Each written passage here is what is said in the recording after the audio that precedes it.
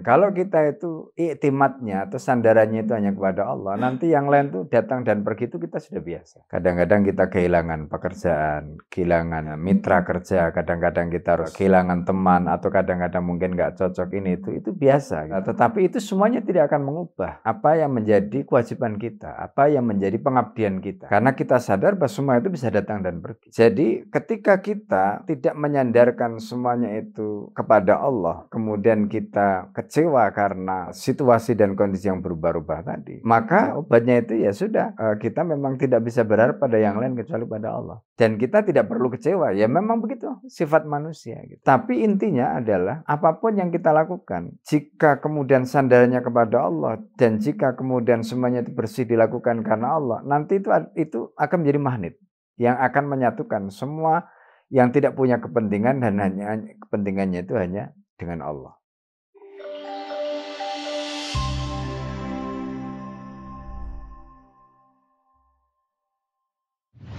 Assalamualaikum warahmatullahi wabarakatuh. Bismillahirrahmanirrahim. Bismillahirrahmanirrahim. La yasukul khaira illallah. Bismillahirrahmanirrahim. La yasirfu su'a illallah. Bismillahirrahmanirrahim. Ma kana min ni'matin fa min Allah. Bismillahirrahmanirrahim. La haula wa la quwwata illa billah. Alhamdulillah. Alhamdulillahilladzi an'amana bi jami'i ni'amihi. Alhamdulillah alladzi tatimmu bi ni'matis shalihah wa tatanazzalu bil barakah. Asyhadu an la ilaha illallah wahdahu la syarikalah wa asyhadu anna Muhammadan abduhu wa rasuluhu alladzi la nabiyya ba'dah. Allahumma salli wa sallim ala habibina al-Mustafa wa ala alihi wa ashabihi wa man da'a bi da'watihi ila yaumil qiyamah. Rabbi shrah li sadri wa yassir li amri wa hlul 'uqdatam min lisani yafqahu qawli, amma ba'd. Saudara-saudara sekalian yang dimuliakan oleh Allah, alhamdulillah pada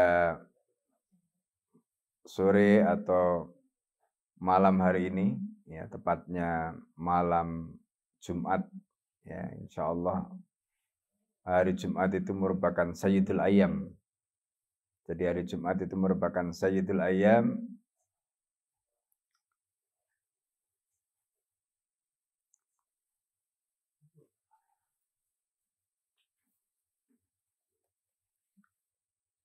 Jadi hari Jumat ini merupakan Sayyidul Ayyam, ya, dan hari Jumat itu merupakan hari raya dalam satu pekan. Ya, jadi kalau kita membaca banyak riwayat dari para sahabat Rasulullah SAW, hari Jumat ini adalah merupakan hari yang termasuk afdalul ayyam, ya, hari yang terbaik dalam satu pekan.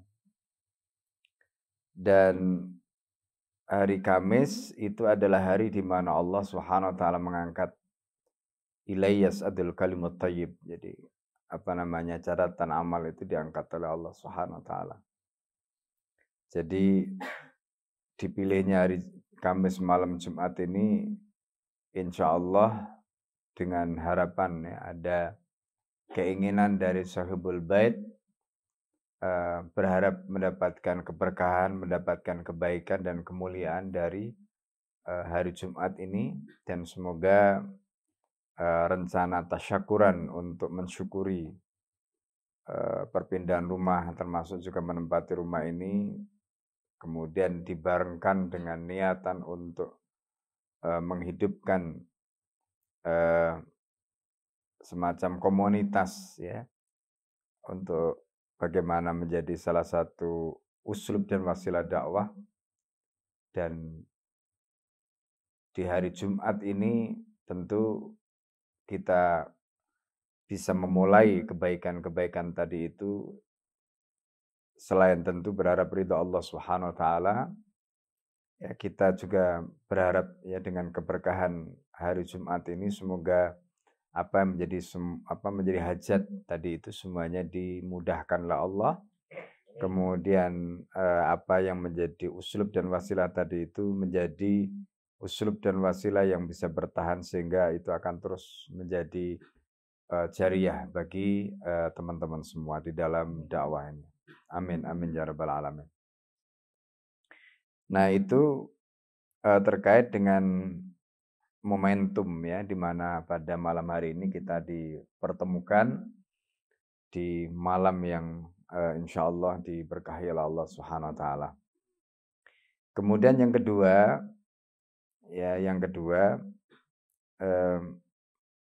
di tengah situasi atau ujian yang mungkin tidak mudah atau tidak ringan, ya. Kalau kita lihat hari ini, pertama ya bahwa ya semua hidup itu, dunia itu adalah tempat fitnah ya. Dunia itu adalah tempat ujian. Jadi kita itu mau enak juga ujian, nggak enak juga ujian.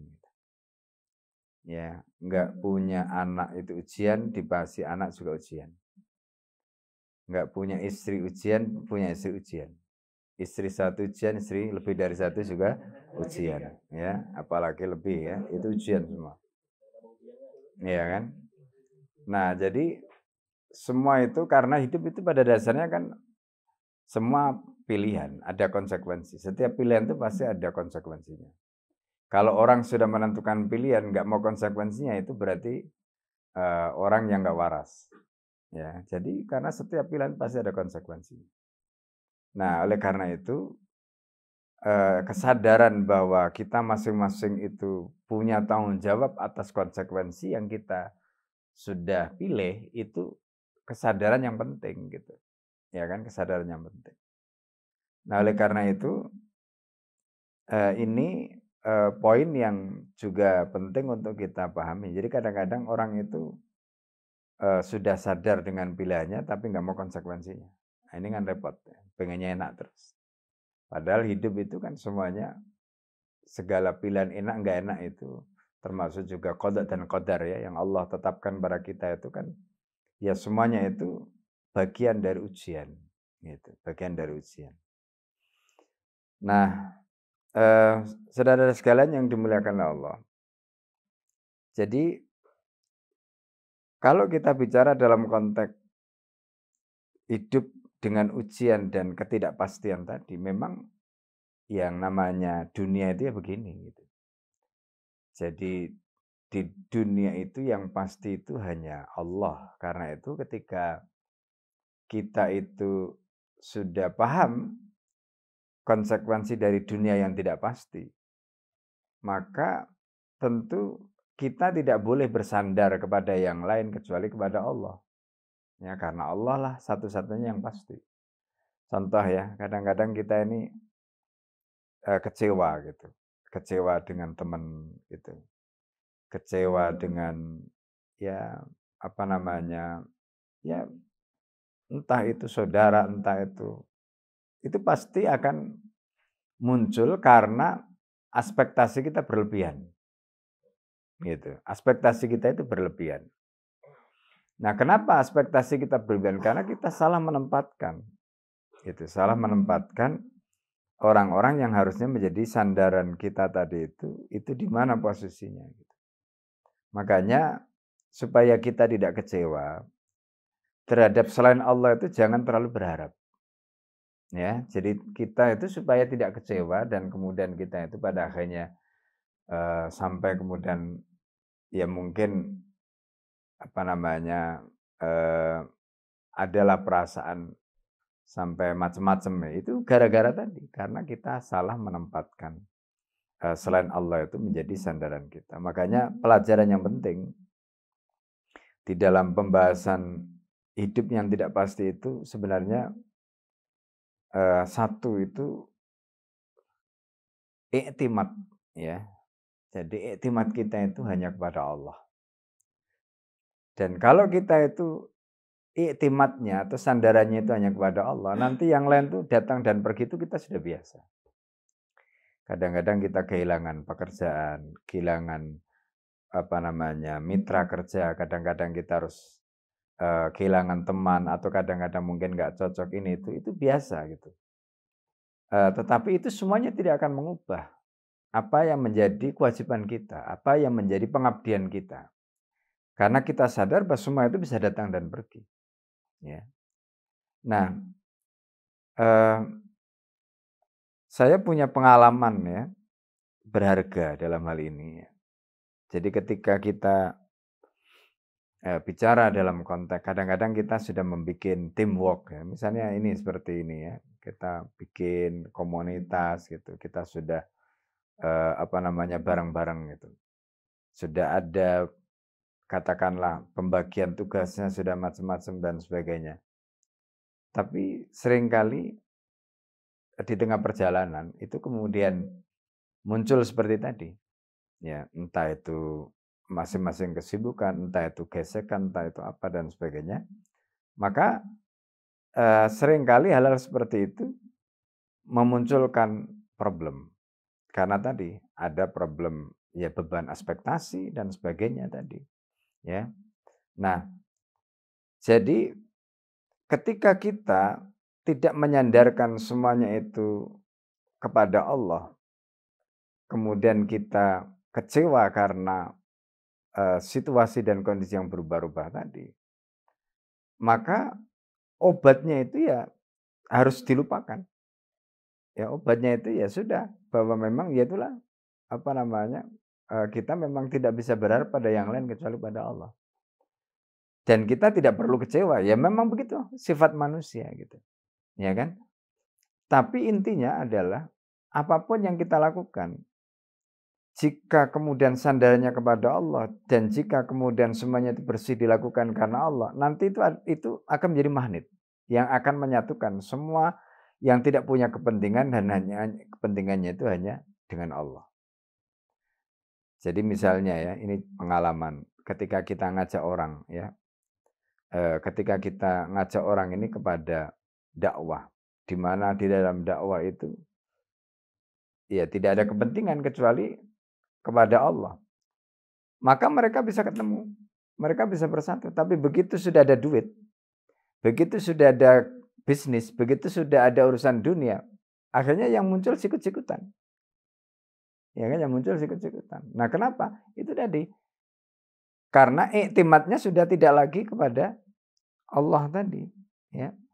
Nah, begitu sudah ada yang lain yang muncul, maka sudah. Jadi kita itu justru bisa bersatu, kita itu bisa ketemu kalau tujuannya, kepentingannya, motivasinya itu semuanya karena Allah tadi. Nah, begitu ada yang lain, nah itu nanti pasti akan menjadi masalah. Nah, oleh karena itu, ya, ini poin penting yang pertama kali ingin saya sampaikan. Jadi ada satu nasihat yang luar biasa ya. Jadi yang disampaikan ini sering saya sampaikan di Mahat. Itu cerita guru kami ya ketika beliau mendirikan pesantren dan bagaimana Abuya Said Muhammad itu waktu itu ya. Jadi beliau itu sudah membawa duit, sudah mau membayar tanah yang akan dipakai untuk pesantren tadi itu udah mau dibayar gitu. Beliau datang dari Mekah dengan bawa uang cash mau dibayar. Itu hanya gara-gara ada salah ucap dari murid beliau yang tidak lain adalah guru kami gitu ya. Jadi beliau itu mengatakan, Abuya ini ada tanah, kita akan pakai pesantren, ini ada kebun apel nanti kita pakai untuk menghidupi pesantren ya, untuk ini itu macam-macam lah gitu kira-kira gitu. Nah, beliau itu tidak berkenan karena salah ucap tadi. Gara-garanya cuma ngomong begitu. Terus kata beliau enggak, la na'tamid ala tufah. Kita ini tidak boleh bersandar kepada apel. Na'tamid ala Allah. Ya, kita ini hanya bersandar pada Allah. La khalas. Jadi yang tadinya sudah membayar yang tadinya duit sudah dibawa, akhirnya dibatalkan transaksinya itu. Nah, ini pelajaran yang luar biasa. Pelajaran yang menjadi pelajaran bagi kami, murid-murid beliau, santri-santri beliau ini, ketika membangun pesantren itu yang menjadi pelajaran penting. Jadi kita itu ketika membangun sesuatu, ya, maka yang pertama kali yang harus menjadi pondasi kita itu adalah i'timad 'ala Allah. Makanya Ibnul Qayyim itu sampai mengatakan, ya, idza lam tukhallis, kalau kamu tidak bisa ikhlas, maka fala tat'ab, kamu jangan capek-capek melakukan amal. Karena begitu kamu tidak bisa ikhlas, artinya berarti sandaran hati kita itu bukan pada Allah. Percuma kamu melakukan banyak amal capek, tapi ujungnya apa? Amalmu enggak diterima sama Allah. Ya. Kalau orang Jawa bilang itu tiwas kesel, ya, tiwas capek gitu. Amalnya capek, tapi akhirnya nggak diterima sama Allah. Ya, nah itu makanya kalimat beliau itu, ya, kalau kamu tidak bisa ikhlas, maka ya jangan capek, percuma kita melakukan ini itu macam-macam. Nah, oleh karena itu di sini pentingnya tadi itu i'timad 'ala Allah itu, pentingnya keikhlasan itu, karena itulah yang nanti akan bisa menghimpun. Itu akan bisa menjadi magnet tadi gitu. Gitu. Dan biasanya orang-orang ikhlas itu akan dipertemukan oleh Allah dengan orang-orang yang sama-sama ikhlas. Gitu. Nah, orang ikhlas itu gampang diatur. Ya, itu orang ikhlas itu gampang diatur. Orang itu kalau susah diatur itu dikasih nggak ikhlas. Gitu. Ya. Makanya ini diantaranya sering saya sampaikan ya ke teman-teman. Jadi kalau mungkin teman-teman melihat bagaimana Masyariful Haramain dalam waktu 5 tahun ya. Jadi sudah berhasil membangun. Jadi dengan kawasan yang sekarang itu luasnya sudah 1,5 hektar. Kemudian bangunannya sudah selesai semua. Dalam waktu 5 tahun. Orang sering bertanya dari mana sponsornya. Ya padahal nggak ada sponsornya. Dan sebagainya itu. Jadi kalau tanya asetnya berapa sekarang? Asetnya itu sekarang udah lebih dari 50 M. Dalam waktu 5 tahun. Ya. Jadi itu pakai teori scale up apa saja nggak masuk itu. Ya. Nggak masuk. Nah pertanyaannya kemudian dari mana bisa seperti itu? Itu tadi kita bisa mengatakan pertama kalau Allah itu ridho semuanya jadi mudah. Tapi masalahnya bagaimana supaya Allah ridho tadi. Ini itu yang sering saya sampaikan. Kumpulnya orang-orang yang ikhlas, ya kan? Kumpulnya orang-orang yang ikhlas itu yang membuat Allah ridho. Sehingga pekerjaan yang berat itu jadi mudah. Ya coba bayangkan kita membangun ya di tempat lain tuh diganggu sama orang ya sudah uang lebih dari 1,5 M itu masuk ke situ nggak bisa kita apa-apain.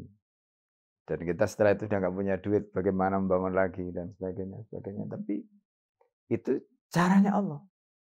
Kita nggak pernah mengeluh, ya. Jadi kita makanya Rasulullah mengatakan wa idasta'anta fasta'in billah. Kalau kamu minta tolong udah nggak usah minta tolong sama orang, minta tolong sama Allah. Ya, minta tolong sama Allah. Kita cuma tiap malam nangis sama Allah, minta sama Allah. Ya karena tadi itu kuncinya i'timad 'ala Allah. Begitu i'timad 'ala Allah, Allah ngasih jalan. Ya, Allah ngasih jalan yang kadang-kadang kita itu nggak kebayang gitu. Bayangkan nggak ada sponsor, nggak ada apa. Tiba-tiba waktu bangun, pokoknya Bismillah saja kita minta sama Allah, kemudian banyak ya munajat sama Allah, ya ikhtiar itu bisa dikatakan kita itu nggak ada telemarketing, nggak ada ini itu macam-macam gitu ya. Tapi tadi karena Allah ridho, kemudian yang melakukan ini insya Allah semuanya orang-orang yang ikhlas itu dimudahkan sama Allah. Nah itu dari kuncinya i'timad 'ala Allah. Ya, makanya Allah mengatakan wa may yattaqillaha yaj'al lahu makhraja. Maka wa yarzuqhu min haitsu la yahtasib. Jadi kalau kita itu bertakwa kepada Allah, ya, Allah akan berikan yaj'al lahu makhraja. Allah akan berikan solusi, Allah akan berikan jalan. Ya, wa yarzuqhu min haitsu la yahtasib dan Allah akan kasih rezeki min haitsu la yahtasib. Kita enggak tahu, gitu. Nah, jadi ini pentingnya i'timad 'ala Allah, ya. Kita itu hanya bersandar pada Allah Subhanahu wa taala. Nah, ketika keikhlasan tadi itu yang menjadi pondasi. Ketika keikhlasan dan tidak ada kepentingan pribadi, tidak ada kepentingan dunia, tidak ada kepentingan materi dan sebagainya tadi itu, nanti jalan-jalan untuk melakukan dakwah ketaatan itu kan dimudahkan oleh Allah. Ini cerita lagi ya soal pengalaman tadi itu ya di pesantren itu. Ya, karena terus terang saya menemukan banyak keajaiban-keajaiban ya ketika bicara di situ itu. Jadi misalnya contoh begini ya. Jadi kita itu ketika masuk di situ itu kan kawasan itu masih bisa dikatakan kawasan ya tak bertuan lah gitu. Ya jalan nggak ada, ini nggak ada, semua nggak ada. Terus kemudian kalau dulu ya orang dulu itu kalau bangun pesantren kiai-kiai kita dulu itu kan mereka biasanya dari masyarakat. Mulai pengajian ya kan. Terus dari murid-muridnya berkembang gitu kan. Sehingga syakbiahnya itu dukungan masanya itu ya dari murid-muridnya tadi. Tapi itu kan butuh waktu bertahun-tahun untuk sampai kemudian jadi pesantren tadi. Ya contohnya kayak misalnya Tebuireng Langitan itu begitu awalnya. Gitu. Nah, kalau kita bikin pesantren seperti itu ya kapan jadinya ya kan? Kita ini pengennya ini menjadi usul, menjadi wasilah untuk ini. Ya butuh waktu. Nah, kemudian kita berpikir, nah ini namanya taufik. Ya. Jadi dari awal kita berpikir bagaimana caranya kita masuk di situ, lalu kemudian tidak ada resistensi dengan masyarakat. Gimana tidak ada resistensi dengan masyarakat, sementara masyarakat itu nggak pernah ngaji sama kita. Ya kan? Yang muncul kan kemudian, oh, ini aliran apa? Ya kan? Ini aliran apa? Aliran apa? Macam-macam itu. Nah karena itu kemudian kita berpikir adalah gimana caranya kita itu bisa mendekati masyarakat dengan program-program, kalau dalam bahasa pemerintah itu kan jaring pengaman sosial. Nah, gitu ya. Jaring pengaman sosial. Ya, cuma kan kita tidak ada istilah apa namanya program padat kerja atau program padat karya kan begitu gitu. Nah, kemudian kita akhirnya bikin program namanya MSA Berbagi. Jadi MSA Berbagi itu, jadi kalau kita hitung dalam 1 tahun itu, ya kita berhasil mengumpulkan zakat itu antara 200 sampai 300 juta setiap tahun. Dari mana? Bukan dari yayasan. Yayasan nggak ada duit untuk artinya kita kemudian dengan melalui wasilah tadi kita bisa membuka ya program itu, orang lain mengamanahkan zakatnya tapi kita bisa menyalurkan kepada masyarakat. Ya kan? Nah, dengan adanya program tadi, masyarakat itu kan akhirnya merasa kehadiran kita itu dalam tanda petik bermanfaat. Gitu. Dirasakan. Termasuk diantaranya tebar hewan korban itu. Itu kalau kita hitung. Jadi seperti pengalaman kemarin itu, kita punya program tebar hewan korban itu. 1 kali program itu 0,5 M. Duitnya dari mana? Masyarakat yang mengamanahkan, umat yang mengamanahkan tadi kita tebar di situ. Nah, dengan program-program seperti ini kan namanya taufik, bukan karena kita yang hebat. Bukan karena maat yang hebat, tapi karena Allah memberikan taufik. Taufik itu apa sih? Taufik itu pertemuan antara kehendak kita dengan maunya Allah. Namanya taufik. Ya. Kita maunya kan dakwah ini semut. Kita maunya kan ini bisa diterima oleh umat, gitu kan? Terus Allah ngasih jalan. Allah ngasih jalan. Sehingga akhirnya jalan itu ketemu dengan apa yang menjadi maunya kita. Akhirnya jalan. Begitu jalan, alhamdulillah. Resistensi nggak ada, macam-macam, sampai soal perizinan macam-macam. Masyarakat yang akhirnya membantu. Nah ini contoh. Bagaimana kita itu ketika ini bicara soal usul ya, bicara soal usul. Jadi ketika kita itu jalan tadi itu kita lakukan semuanya karena Allah, iktimatnya kepada Allah, semuanya itu lillah. Jadi kalau bahasanya para ulama itu lillahnya benar, ya, kemudian billahnya benar, ya. Nah, jadi kalau sudah lillahnya benar, billahnya benar, ya, maka Allah itu akan membuka ya, jalan-jalan yang tadinya mungkin kita nggak bayangkan itu. Karena Allah mengatakan begitu. Walladzina jahadu fina lanahdiyannahum subulana. Walladzina jahadu fina itu kan fillah. Jadi orang-orang yang berjuang fillah. Jadi fillahnya benar, lillahnya benar, billahnya benar. Ya. Maka apa? Lanahdiyannahum subulana, bukan hanya sambil, tapi di situ jamak. Kami akan buka jalan-jalan, itu dibuka sama Allah. Tapi harus filahnya benar, lilahnya benar, bilahnya benar. Jadi betul-betul tadi itu. Ya, ikhlasnya baru nanti kita taat. Tapi kalau enggak ikhlas, iktimatnya enggak benar, filahnya enggak benar, bilahnya enggak benar, lilahnya enggak benar, capek tapi enggak ada hasilnya. Ya, kalau toh kelihatan hasilnya, tapi di mata Allah mardud, ya kan, enggak diterima sama Allah. Itu naudzubillah. Nah, karena itu di sini penting, ya, penting. Nah, oleh karena itu kita bisa belajar bagaimana caranya Allah mendidik Nabi dan para sahabat. Sampai ketika peristiwa, kalau kita baca di dalam surat At-Taubah ya, antum bisa lihat bagaimana jasanya keluarganya Abu Bakar.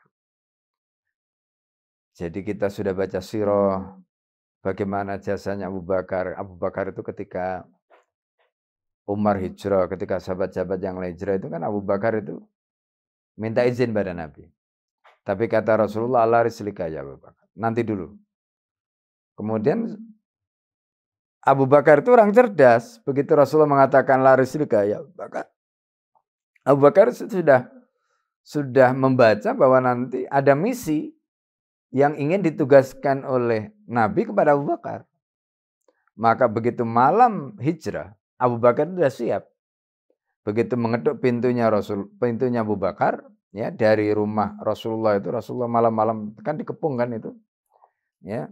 Allah mengatakan wa ja'alna min baini aydihim saddan wa min khalfihim saddan faghshaynahum fahum la yubsirun. Rasulullah bisa keluar dengan selamat, mengetuk pintunya Abu Bakar.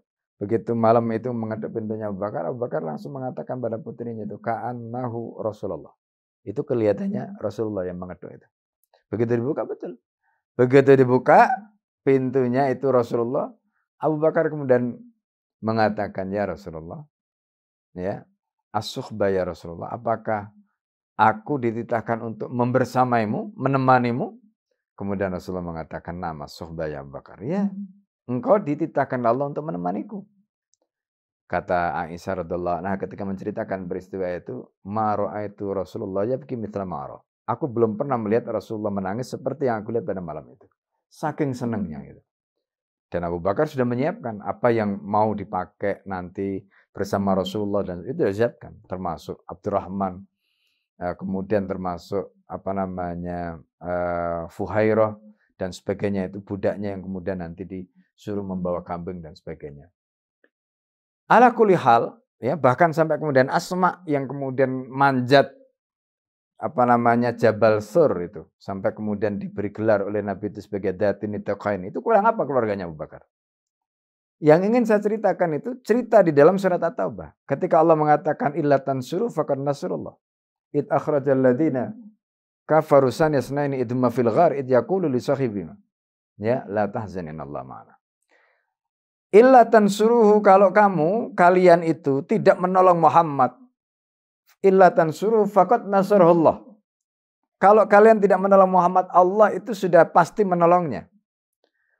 Bayangkan ayat itu dimulai dengan kalimat illa tansuruhu faqad nasrullah. Dan ayat itu turun tahun ke-9. Surat At-Taubah itu kan turun tahun ke-9. Ya kan, 9 Hijrah. 9 tahun setelah peristiwa Hijrah. Ya kan? Nah, pertanyaannya, kenapa Allah menurunkan ayat tadi di tahun ke-9, 9 tahun setelah peristiwa tadi? Antum bisa bayangkan, tahun ke-9 itu Rasulullah sudah di atas puncak kejayaan, karena setelah Fathu Mekah. Tahun ke-9 itu Rasulullah sengaja tidak bisa menunaikan ibadah haji. Tahun ke-9 ibadah haji itu pertama kali diwajibkan. Meskipun nanti di dalam kitab Syadaratud Dahab ya tulisannya Ibnu Imad itu disebutkan ada mengatakan tahun ke-7 ya. Ada mengatakan tahun ke-7, ada mengatakan tahun ke-6. Bahkan ada mengatakan tahun ke-5. Tapi kata muhakik kitab ini ya, dan itu nanti dijelaskan berdasarkan riwayat yang kuatkan oleh Ibnu Qayyim dalam kitab Zadul Ma'ad, itu beliau menyebutkan tahun ke-9 dan yang mengatakan tahun ke-9 itu juga muridnya Ibnu Qayyim dalam kitabnya Lataiful Ma'arif, itu tahun ke-9. Jadi tahun itu Rasulullah tidak bisa menunaikan ibadah haji. Kenapa tidak bisa menunaikan ibadah haji? Karena Rasulullah sibuk menerima tamu. Delegasi dari seluruh kabilah, suku. Ya, 72 atau 73 kepala suku dan kabilah dari seluruh Jazirah Arab datang menyatakan ketundukan pada Nabi. Artinya tahun ke-9 itu adalah tahun di mana itu adalah puncak kejayaan. Baru kemudian tahun ke-10 Rasulullah melakukan haji wada. Gitu. Tahun ke-9 itu Rasulullah tidak bisa menaikkan ibadah haji. Nah, pada saat Abu Bakar menjadi Amirul Hajj untuk mewakili Rasulullah, kepala negara yang tidak bisa menaikkan ibadah haji tadi itu, kemudian turun surat At-Taubah. Sayyidina Ali kemudian diutus oleh Rasulullah untuk nyusul Abu Bakar menyampaikan ini. Surat At-Taubah ini. Gitu. Jadi karena itu ketika surat At-Taubah itu turun tahun ke-9, lalu kemudian di situ ada peristiwa yang disebutkan kalau dalam bahasa Arab itu dengan menggunakan huruf id. Id itu maknanya tadzkir, untuk mengingatkan ya, itu namanya harfut tadzkir. Itu diulang 3 kali dalam satu ayat itu. Illa tansuruhu faqad nasarallah, id 1. Akhrajahul ladzina kafaru saniyasnani, id huma fil ghar, id yaqulu, diulang 3 kali dalam satu ayat. Ya, jadi itu harfut tadzkir. Nah, kemudian pertanyaannya, jadi ketika itu diulang, peristiwa tadi itu diulang dengan menggunakan harfut tadzkir sampai 3 kali tadi itu menunjukkan peristiwa ini luar biasa. Nah, tapi yang menariknya adalah kenapa Allah mengatakan illa tansuru, padahal faktanya Nabi itu dia ditolong oleh Abu Bakar dan keluarganya gitu. Nah, pelajaran yang ingin saya sampaikan di dalam penjelasan ayat ini itu supaya, jadi kan begini, orang itu ketika di puncak kejayaan itu kan ketika orang berjasa itu kan cenderung mengatakan, nggak akan kamu itu bisa begini kalau dulu nggak ada saya, gitu kan, ya kan?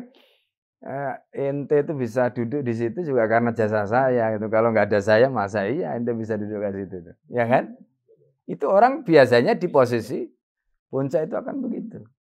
Tapi justru di posisi itu Allah mengingatkan, illa tansuruhu, kalau kamu nggak menolong pun faqad nasrullah, Allah itu udah pasti menolongnya. Jadi maksudnya lu jangan GR gitu loh. Gitu. Kamu itu jangan GR. Nah, ayat ini tuh penting untuk dipahami seperti itu supaya apa? Kita itu tidak kemudian menyebut-nyebut amal kita. Kita tidak kemudian mengungkit-ungkit jasa kita. Itu penting. Nah, itu nanti kalau di dalam ilmu tasawuf itu ada, ini dalam kitab Min Muqawimat juga dibahas ya. Itu ada bedanya antara tasmi' dengan riya. Sum'ah itu tasmi' ya. Jadi orang itu menceritakan apa yang sudah lewat itu tasmi'. Ya kan? Tasmi'. Nah, tasmi' itu tidak membatalkan amal dengan catatan kalau dia tidak melakukan dengan riya, tapi dia berdosa. Gitu. Beda dengan riya. Riya itu dosa sekaligus membatalkan amal. Gitu. Nah ini konteksnya. Makanya penting. Ya, tasmi itu kan menceritakan apa yang saya lewat. Ya kan? Nah, itu berdosa tapi tidak membatalkan amalnya. Kecuali kalau dia dilakukan dengan riya. Nah, tapi kalau riya itu udah pasti. Amalnya batal, ya berdosa. Ya, makanya Rasulullah itu mengingatkan betul ya. Jadi bahkan ini ada kisah yang menarik gitu. Terkait dengan riya itu. Jadi gara-gara riya itu amalnya semuanya batal gitu. Nah, jadi konteks ayat tadi itu di situ sebenarnya. Nah, Allah ingin mengajari kepada kita bahwa jangan ada siapapun yang merasa berjasa. Nah, gitu kira-kira. Jangan ada siapapun yang kemudian menyebut-nyebut jasa. Ya. Jadi itu pelajaran yang luar biasa yang Allah ajarkan kepada Nabi dan para sahabat. Gitu. Gitu. Ya, ini penting. Gitu. Nah, kisah yang tadi yang saya sebutkan tadi itu kalau antum pernah umroh, ya, yang biasanya umroh sama saya kan saya tunjukin itu.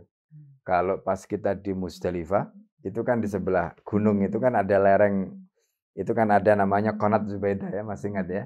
Qanat Zubaidah itu saluran air yang dibangun oleh Zubaidah. Zubaidah itu adalah istri dari Harun ar-Rasyid. Ya, dari garis keturunan Nabi Muhammad. Jadi Zubaidah ini istrinya Harun ar-Rasyid yang syarifah. Nah itu. Karena Harun ar-Rasyid itu nanti punya istri yang lain. Ya. Nah, Sayyidah Zubaidah ini luar biasa. Membangun, kalau kita bicara jasanya ini ya, membangun fasilitas umum termasuk air tadi. Kalau kita lihat sekarang ini saja itu peninggalan itu masih kelihatan. Jadi di daerah Musdalifah itu kalau ada apa namanya saluran air itu memanjang mulai dari Musdalifah itu terus itu di lereng-lereng gunung itu yang dipakai orang untuk mabit. Ya, itu yang bangun siapa? Zubaidah. Tidak hanya sampai di situ, itu nanti sampai ke Baghdad, ibu kota Khilafah Abbasiyah pada waktu itu. Jadi beliau itu membangun namanya birkah. Birkah itu kayak semacam sumur-sumur ya. Jadi lebih tepatnya itu mungkin kayak apa namanya kolam-kolam gitu. Jadi di situ itu orang jadi ada apa Darud Diafa, jadi rumah-rumah singgah gitu. Jadi guest house lah gitu ya, rumah-rumah singgah itu. Nah itu nanti apa namanya mereka bisa di situ ngambil air, ada logistiknya macam-macam. Itu dibangun itu sama Sayyidah Zubaidah. Jadi amalnya itu luar biasa banyaknya. Masya Allah, jasanya Masya Allah. Sayyidah Zubaidah. Dana yang beliau keluarkan itu kira-kira 1.700.000 dinar. Ketika itu. Dari dana pribadi. Sayyidah Zubaidah. Ya kan? Hitung aja itu. 1 dinar itu 4,25 kali 2 juta. 1 gramnya kan sekarang 2 juta ya. Nah itu berapa itu? Kira-kira itu. Nah, yang menarik, ketika beliau meninggal, saudaranya itu mimpi ketemu beliau. Ditanya, gimana kabarmu sekarang? Kata dia, sambil bersedih itu, semua amalku nggak ada yang diterima sama Allah SWT. Loh amalmu yang begitu banyak itu gimana? Kamu bangun ini, ya justru itu. Amal yang aku lakukan sebanyak itu nggak ada yang diterima oleh Allah. Karena dulu aku melakukan itu karena riya. Untungnya katanya, Allah itu mengampuni. Sehingga sholat-sholat malamku yang aku lakukan sembunyi-sembunyi, itulah yang menyelamatkan aku. Subhanallah. Nah ini makanya kita itu selain tadi itu iktimat Allah, kemudian apa namanya betul-betul melakukan amal itu ikhlas karena Allah. Kita itu juga harus punya amalan-amalan rahasia. Nah, itu. Kita itu harus punya amalan-amalan rahasia. Itu yang kita lakukan ya pokoknya yang tahu itu hanya kita sama Allah lah gitu. Nah, itu penting. Dan itu yang nanti menjadikan kita itu Masya Allah. Ada satu ayat di dalam Al-Quran. Itu Masya Allah ayat ini luar biasa. Ya. Jadi ayat itu sebenarnya konteksnya itu terkait dengan orang apa namanya orang kafir atau orang fasik. Gitu. Jadi Allah itu menceritakan dan Ibnu Abbas itu menjelaskan ayat tadi itu. Ya. Jadi mereka itu tidak akan pernah ditangisi oleh langit dan bumi. Ya. Kemudian ada sahabat bertanya kepada Ibnu Abbas, terus kalau orang mukmin itu apakah kalau dia menangis itu ditangisi oleh bumi, ditangisi oleh langit katanya. Itu. Wa ma bakat alaihimus sama wal ardu wa ma kanu mundurin. Nah, itu ayat. Jadi wa ma bakat alaihimus sama wal ardu, mereka tidak akan ditangisi oleh langit dan bumi. Wa ma kanu mundurin, dan mereka tidak akan ditangguhkan siksanya.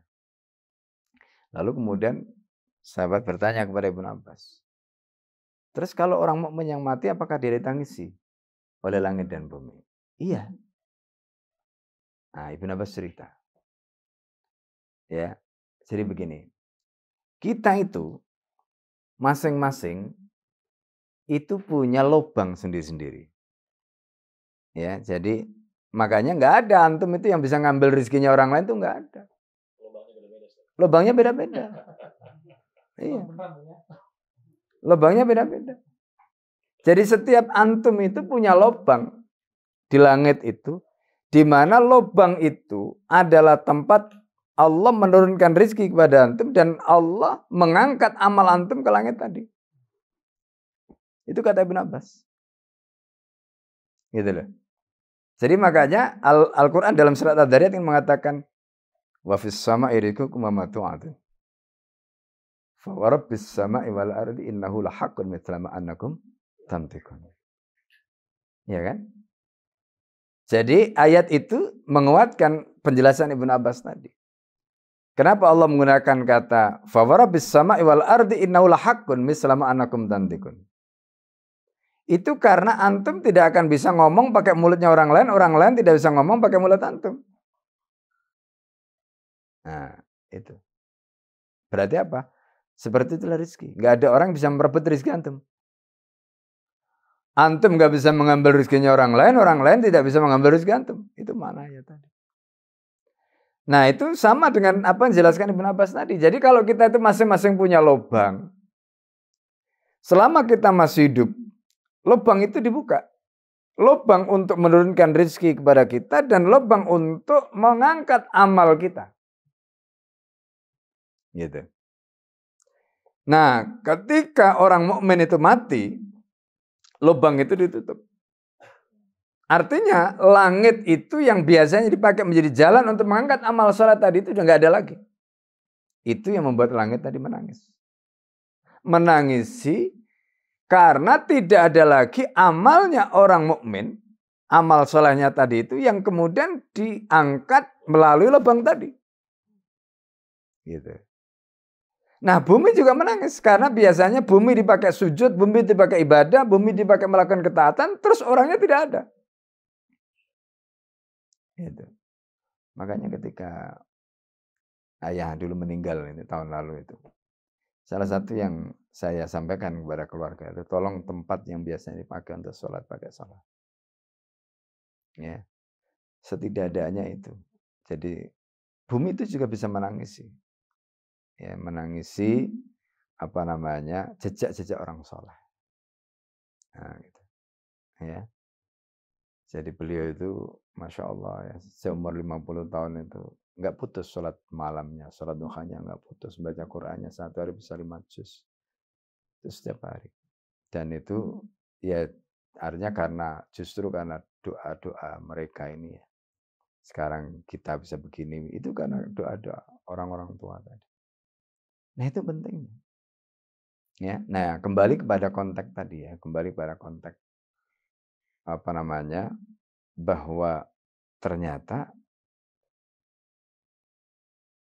amal ya yang kita lakukan tadi itu,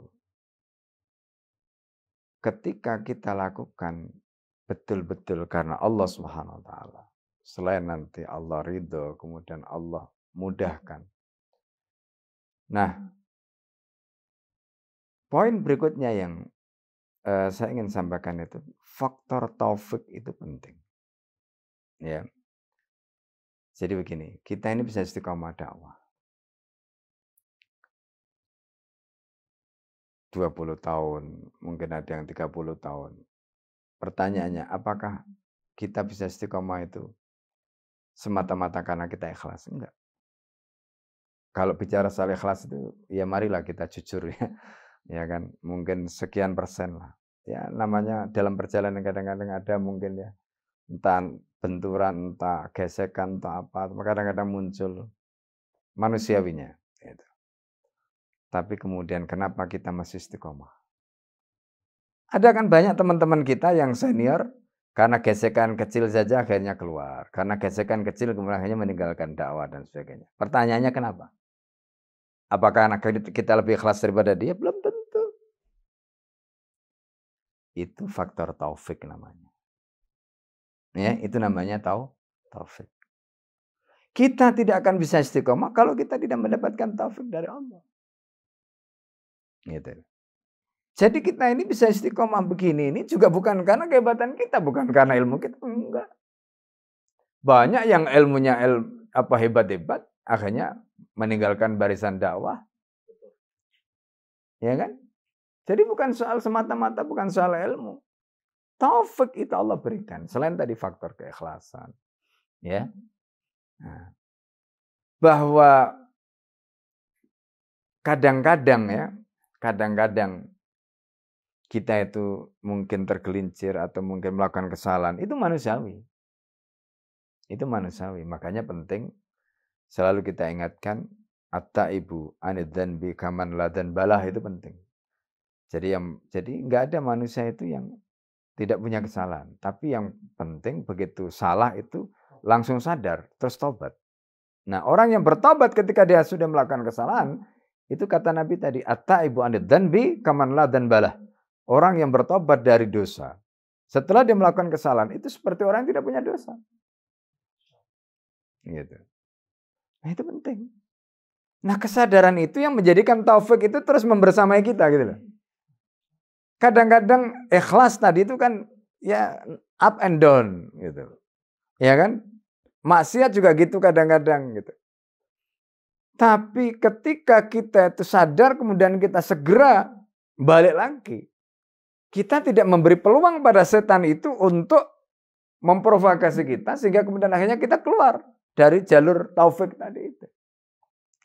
Karena kuncinya itu Allah tidak akan memberikan taufik ya kepada orang fasik, Allah tidak akan memberikan taufik pada orang yang zalim, Allah tidak akan memberikan taufik pada orang munafik. Gitu. Ya, nah di sini termasuk diantaranya kemudian kesadaran bahwa kita bisa istiqomah, kita bisa dapat taufik, itu kita harus sadari bahwa itu adalah, kalau bahasanya Ibnu Rajab itu akbarun ni'am wa afdaluha, itu adalah nikmat terbesar dan nikmat terbaik. Kita mendapatkan ampunan, kita mendapatkan taufik dari Allah, itu nikmat terbaik, nikmat terbesar. Nah, sebagai bentuk kalau kemudian kita sudah mendapatkan nikmat terbaik, nikmat terbesar tadi itu, apa yang kemudian kita lakukan? Syukur ni'am. Terus bagaimana caranya kita mensyukuri? Caranya mensyukuri itu adalah dengan istiqomah melakukan ketaatan. Contoh begini ya. Antum dakwah. Kemarin dakwah. Kenapa hari ini antum dakwah? Niatkan dakwah antum hari ini itu untuk mensyukuri nikmat dakwah kemarin. Kalau begitu mindset kita, maka kita insya Allah akan terus mendapatkan taufik dari Allah. Dengan apa? Istiqomah. Gitu. Itu caranya. Itu caranya. Nah, mindset seperti itu yang harus kita bangun. Sehingga dengan begitu, ketika kita itu kadang-kadang ya, namanya manusia itu kadang-kadang ada perasaan lelah, capek lah, ini itu macam-macam itu. Tapi begitu kita ingat, ya Allah, saya sudah sampai di tahapan ini, saya sudah sampai di sini, ya kan? Nah, sebagai bentuk syukur dari nikmat yang sudah diberikan tadi apa? Ya besok dakwah lagi, besok ini lagi, besok gitu lagi, terus begitu. Karena itulah sama seperti kalau kita bicara ibadah, ngajar, ngisi juga begitu. Jadi kita kemarin mendapatkan nikmat dari Allah, bisa ngisi.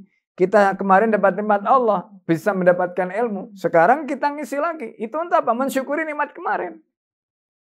Terus begitu. Ya.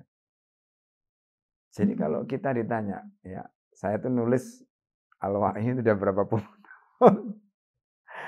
MU udah berapa. Jadi kalau mungkin kadang-kadang ada yang mikir, kok Ustadz ini kok kayaknya nggak ada yang ganti ya. Ya kan? Aduh, kok kayak nggak ada yang ganti aja gitu. Kita sebenarnya juga pengen diganti. Ya kan? Tapi ya itu tadi kan, kalau kita secara pribadi mikirnya begitu. Ya kalau diminta kita, kalau ini ada yang lain yang bisa. Itu pikirannya tadi, itu adalah sebagai bentuk syukur. Kita kemarin bisa nulis untuk dakwah, kita sekarang nulis lagi untuk mensyukuri yang kemarin. Terus begitu. Nah coba kalau mindsetnya begitu, insya Allah kita akan terus istiqomah, kita akan terus semangat, kita akan terus. Ya kan? Ngajar itu. Loh, kalau bicara ngajar itu, saya tuh ngajar itu sejak di pesantren dulu. Itu waktu umur masih ya 15, 14 tahun. Itu. Sampai hari ini. Ya 53 masuk 54. Itu ngajar terus. Ya meskipun biasanya kan kalau jadi kiai kan nggak ada yang ngajar ya. Tapi kita justru mulai dari jadi angkatan pertama itu sampai sekarang angkatan ke-6 ya. Angkatan pertama itu yang bahkan bisa dikatakan dari awal sampai sekarang. Itu merasakan semua dari pelajaran yang kita ampu itu. Nah, itu tadi karena filosofinya itu adalah bagian dari syukurun ni'am tadi. Jadi syukurun ni'am itu ya jadi intinya sampai kita itu kemudian nggak tahu lagi bagaimana caranya bersyukur. Saking gitu loh. Sampai kita nggak tahu lagi bagaimana caranya bersyukur. Gitu. Dan Allah itu asyakur. Apa maknanya asyakur? Allah itu senang sekali. Senang sekali. Lu antum itu nggak usah syukur yang kayak tadi ya. Antum bilang alhamdulillah. Itu Allah itu sudah senang. Apalagi kalau bisa seperti tadi. Luar biasa. Itu namanya asyakur. Itu. Nah, di situ. Ya, itu apa namanya? Nah, dengan cara seperti itulah maka taufik itu akan terus membersamai kita. Nah, kalau kita mendapatkan taufik, maka kita itu nanti akan ditata sama Allah. Gitu. Akan ditata sama Allah. Ini problem ya. Banyak teman-teman kita itu karena banyak kemakan teori parenting, teori ini macam-macam nggak karu-karuan tuh akhirnya anaknya jadi kelinci percobaan. Ya. Dan akhirnya gagal. Jadi begitu kita di Maat itu nangani santri nggak karu-karuan dari Sabang sampai Merauke bahkan dari luar negeri kan. Tapi kita itu kesimpulannya ya madrasahnya kan beda-beda. Madrasah itu dalam arti ya keluarganya tadi. Itu kan beda-beda. Itu. Dan ya itu tadi kuncinya itu. Ya. Ketika Allah Subhanahu wa taala menata keluarganya tadi, menata anaknya, itu mudah. Mudah. Karena ketika orang itu hanya mengandalkan kepada reason ya, pada akal, pada hukum sababiyah, dia lupa iktimat sama Allah tadi. Seolah-olah yang menggenggam hati anaknya itu adalah dia. Nanti kalau ada masalah dengan pesantren yang disalahkan pesantrennya, gitu. Padahal dia sendiri saja nggak bisa menggenggam hati anaknya. Nah itu yang terjadi. Nah jadi kuncinya apa tadi? Jadi ketika Allah itu memberikan taufik, Allah yang akan menata. Begitu Allah menata, kadang-kadang kita itu mungkin nggak banyak yang kita lakukan, tapi karena Allah yang menata itu jadi mudah. Sebaliknya ketika kita semua harusnya itu begini, harusnya begini, harusnya begini, pokoknya semuanya itu pokoknya serba hitungan matematika berdasarkan hukum sababiyah. Dan seolah-olah kita bisa atur semuanya. Jadi ini ibaratnya ngatur Allah. Ya kan? Ngikuti maunya dia. Allah kan nggak mau dibegitukan. Akhirnya apa? Gagal dia. Karena orang-orang seperti ini ketika berhasil dia akan menepuk dadanya. Siapa dulu bapaknya, siapa dulu ibunya. Gitu. Nah, gitu. Ya. Ketika gagal orang lain disalahkan. Ketika berhasil dia menepuk diri, menepuk dadanya. Nah, disinilah tadi kita bicara soal taufik itu. Makanya saya selalu mengatakan, ya, jadi ini juga problem kita. Di dalam dakwah ini kadang-kadang kita itu terlalu banyak mengandalkan hukum sababiyah. Sehingga kemudian iktimat kita kepada Allah jadi kurang. Itu nggak boleh. Tapi iktimat kepada Allah juga begitu, tidak boleh meninggalkan hukum sababiyah. Iktimat kepada Allah itu harus 100%, tapi juga jangan meninggalkan hukum sababiyah. Kita itu ketika melakukan hukum sababiyah jangan sampai menggerus keyakinan kita tentang iktimat Allah tadi. Karena Allah nggak mau dibegitukan. Gitu loh. Sehingga kita nggak akan pernah berhasil. Gitu. Ya kan? Nah itu tadi contohnya. Ilatan suruh fakat nasrullah tadi itu. Gitu. Jadi karena itu di sini kuncinya. Nah jadi oleh karena itu, poin pentingnya sebenarnya itu ya. Jadi poin pentingnya itu adalah bagaimana kita itu ya dengan iktimat kepada Allah tadi itu menghadapi berbagai macam ujian tadi ya. Mulai dari keluarga, mulai dari dakwah, mulai dari macam-macam tadi itu. Nah jadi ketika kita betul iktimatnya tadi itu kepada Allah, maka insya Allah ya problem-problem yang kita hadapi tadi ya masalah-masalah macam-macam tadi yang kita itu nanti insya Allah ketika Allah itu istilahnya kita libatkan sepenuhnya di dalam seluruh amal kita, maka amal yang berat seberat apapun itu nanti akan menjadi ringan. Ya kan di dalam hadis yang kita sudah hafal ya, man asbaha walam yahtamma bi amril muslimin, man asbaha walaysa hammu minallah falaysa minallahi min syai' wa man asbaha walam yahtamma bi amril muslimin falaysa minhum. Itu kan dimulai dengan kalimat itu. Man asbaha walaysa hammuhu minallah. Kalau orang itu bangun pagi terus pikirannya hatinya tidak ada Allah, Allah nggak akan ngurus. Ketika Allah nggak ngurus, nggak akan dia berhasil. Gitu kan? Nggak akan dia berhasil. Tapi kalau Allah sudah ngurus urusan kita, kelihatannya kita ini santai, tapi kok hasilnya luar biasa. Lah itu karena Allah yang ngurus. Gitu. Ya kan? Yang ngurus tadi. Jadi ketika Allah yang ngurus, semuanya beres. Nah ini ya. Nah jadi mungkin itu kata kuncinya dan banyak hal lah. Pelajaran-pelajaran berharga yang sebenarnya kita bisa ambil ya. Terutama ketika kita bicara tentang masalah qada dan qadar. Ya kan? Jadi selama ini ketika kita bicara qada dan qadar itu kan itu hanya seperti yang ada di textbook itu. Padahal sebenarnya banyak sekali persoalan qada dan qadar itu bisa kita katakan 24 jam dalam hidup kita itu banyak sekali persoalan qada dan qadar. Ya. Contoh begini kadang-kadang.